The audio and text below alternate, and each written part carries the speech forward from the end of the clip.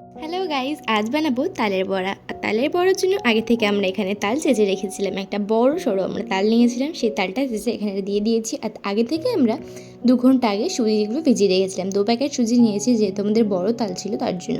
আপনারা ছোটো বড় থাকতেই পারে, আপনারা সেই বুঝে পরিমাণ মতো নিয়ে নেবেন।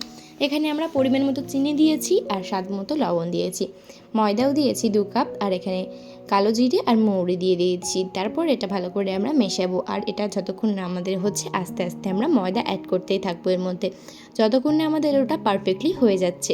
যেমন বেশি ঘনও না বেশি পাতলাও না, তার জন্য এখানে আমরা ভালো করে মেশাতে থাকবো আর একটু একটু করে আমরা ময়দা ইউজ করতে থাকবো। তো এখানে ময়দা দিয়ে আমরা ভালো করে আবারও মিশিয়ে নেব। মিশিয়ে নিয়ে আমরা এটা 15 থেকে 20 মিনিটের জন্য রেস্ট রেখে দেবো।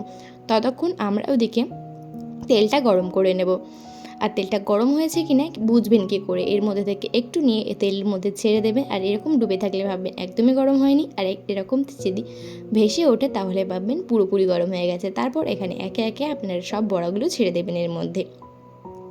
এরকমভাবে সবটা ছেড়ে দেবো আর গ্যাসের ফ্লেমটা আস্তে দিয়ে আমরা ভেজে নেব। আর যখন এটা একটু ফুলে আসবে, মানে ওপরে ভেসে আসবে, আপনারা এটা উল্টিয়ে দেবেন, মানে তলা থেকে এটা ছেড়ে এসছে, আপনাদের আর ভাঙার কোনো ভয়ই থাকবে না। আর ওপর প্রথমবার একটু একটু জড়িয়ে যেতেই পারে, এর মধ্যে কোনো ভয় নেই।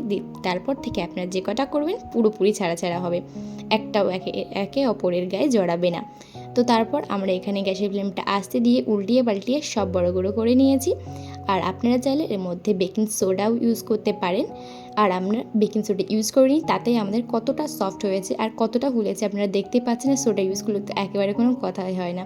তো এই যে একে একে আমরা তালের বড়াগুলো ভেজে নিয়েছি, তারপর এটা আমরা গার্নিশ করার পালা। আর এটা একবার আপনারা বাইট নিলেই ভাববেন এটার কিসের ফ্লেভার, একবার নারকেলের ফ্লেভার পাবেন, একবার কালো জিরে, একবার মৌরি। তো এই পর্যন্ত ভিডিওটা, সো আজকের জন্য টাটা।